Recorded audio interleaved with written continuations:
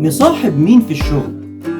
صاحبه ناس بتبتسم على الصبح وهي داخلة الشغل، دمها خفيف، بشوشة مع الزميل قبل المدير.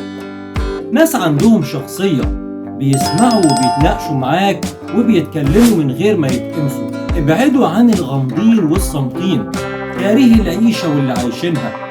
صاحبه ناس بيحبوا الشغل، ناس بسيطة وواضحة، ناس حقيقية مش مصطنعة، ناس كويسين مش عاملين نفسهم أبو العريف.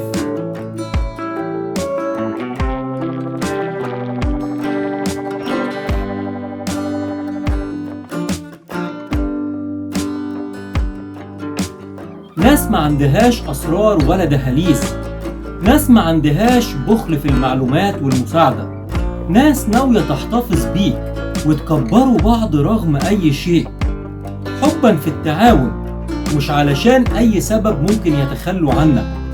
ناس طبيعية مخلصة خدومة لوجه الله.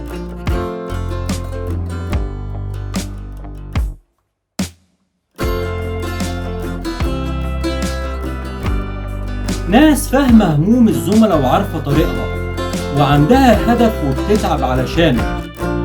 ناس بتعرف تفهم وتقدر وتعذر وتتأنى وعمرها ما أذتنا في أكل العيش. من الآخر كده اعرفوا بشر مش أمراض نفسية ماشية على رجلين. ناس جايين من بيئة أصل مش من بيئة كره ونميمة واغتياب. لو عجبك الفيديو اعمل لايك وسبسكرايب للقناة علشان يوصلك كل جديد. أنا معكم بشوي أفلامين عكس